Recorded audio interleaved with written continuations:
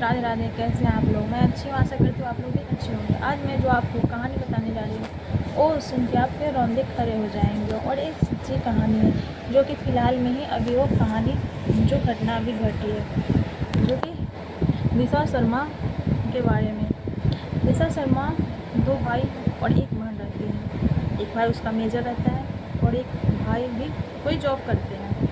अच्छे खासे फैमिली से रहती है, वो भी अच्छी रहती है, फैशन डिज़ाइनर रह चुकी थी और वो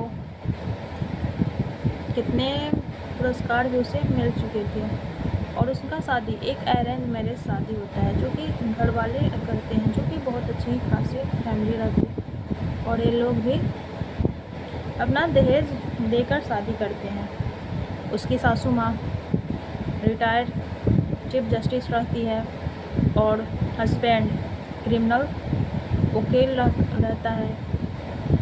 उसके बाद क्राइम जो होता है उसी चीज़ का वो लॉयर रहता है। उसके बाद ये जाती है, नए नए में हर एक चीज़ अच्छा रहता है और बहुत ही अच्छी तरीके से शादी ब्याह होता है। शादी में हुए अपने माँ बाप को और पूरे परिवार भी शादी में जुटे हुए रहते हैं लोग। सबसे वो ये कहती है कि मुझसे जो गलती हुआ होगा मुझे बच्चा समझकर माफ़ कर दे, और सबसे माफ़ी मांगती है। ये बात कहते हुए सारे लोग जब माफ़ी मांगती है और कहती है तो सारे लोग भावुक हो जाते हैं। उसके दोनों भाई अपने गोद में उठाकर उसे मंडप तक लाता है।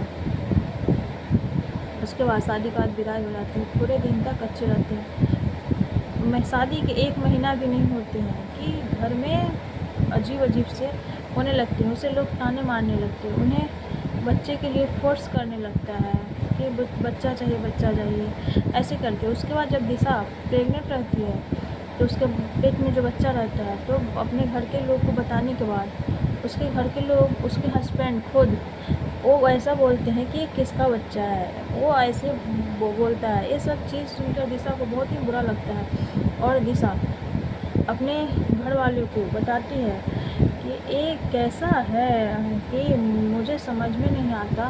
ये बोल रहा है कि किसका बच्चा है, कि जब शादीशुदा है, इसकी वाइफ है, तो ये फिर ऐसे क्यों पूछ रहा है कि ये किसका बच्चा है। यही सब फोर्स कर रहा था। ऐसे करके वो बहाने बनाता है।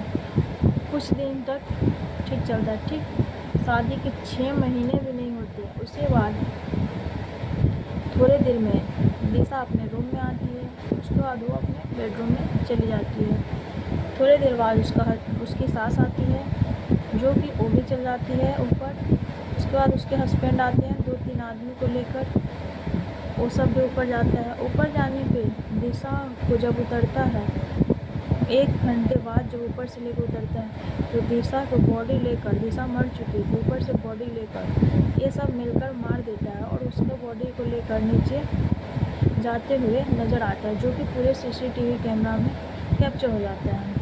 और जब उसके घर वाले दहेज प्रथा के लेकर केस करते हैं तो उसकी सास कहती है कि मैंने ऐसे नहीं की, कि वो लड़की मेंटली डिस्टर्ब थी, वो ऐसे करके उसकी सास बताती है। फिर मीडिया बोलते हैं कि आपके तो बड़े बेटे का भी डिवोर्स हो चुका था, तो बोलती हाँ वो दोनों का था, लेकिन दोनों अपने मर्ज़ी से अलग हो गए थे, अपनी मर्ज़ी से अलग हो गए थे। लेकिन एक क्या रीज़न है कि बड़ी बहू का भी डिवोर्स हो गया और छोटी बहू के तुम लोग ने सीधे मार ही दिया।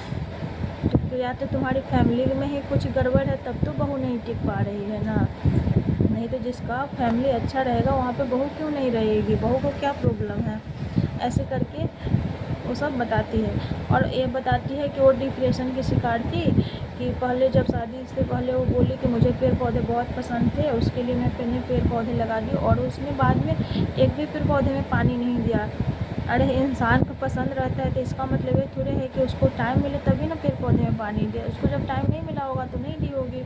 ऐसे करके वो बहानेबाजी करके और उसके हस्बैंड मार कर और वो फरार हो जाता है। पुलिस उसको कितने दिन तक ढूंढते हैं लेकिन वो नहीं मिलता। उसके बाद पुलिस उस पर 10,000 के इनाम रखते हैं, उसके बाद 30,000 कर देते। जैसे ही 30,000 के इनाम करते हैं उसके बाद उसके हस्बैंड तुरंत ही पकड़ा जाता है। अभी उसके हस्बैंड भी जेल में है।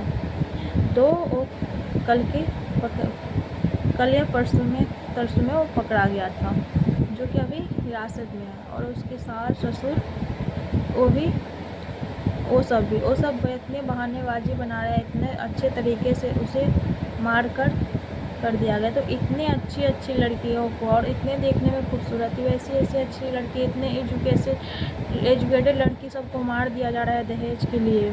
तो सोचिए आम लड़की का क्या ही है, उस सबको तो कुछ भी इंसान कर सकता है। तो इसलिए अगर किसी लड़की के साथ ऐसा हो रहा है तो तुम लोग खुद आवाज़ उठाओ। ये नहीं कि माँ बाप के भरोसे बैठे रहो, और माँ बाप भी ऐसे ही हैं लोग कि समाज में लोग क्या कहेंगे, समाज में बदनामी हो जाएगी। तो बस समाज में बदनामी के चक्कर में अपनी बेटी को खो दो।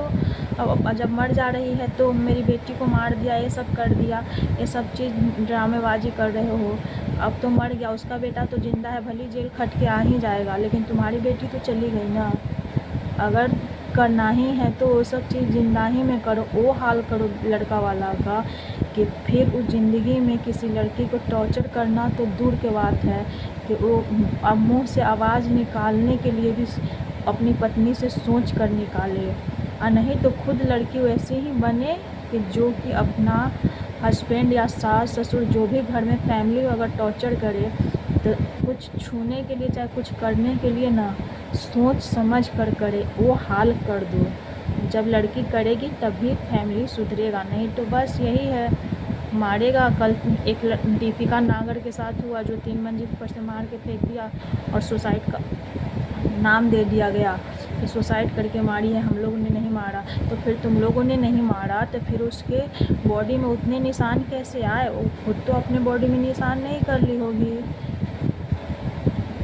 तो लोग आजकल इतनी हैवानियत के हदें पार कर रहे हैं, तो आप लोग भी सतर्क रहे, लड़ते। आगे भी मैं ऐसे ही कहानी आप लोगों को, सच्ची कहानी डालती रहूँगी।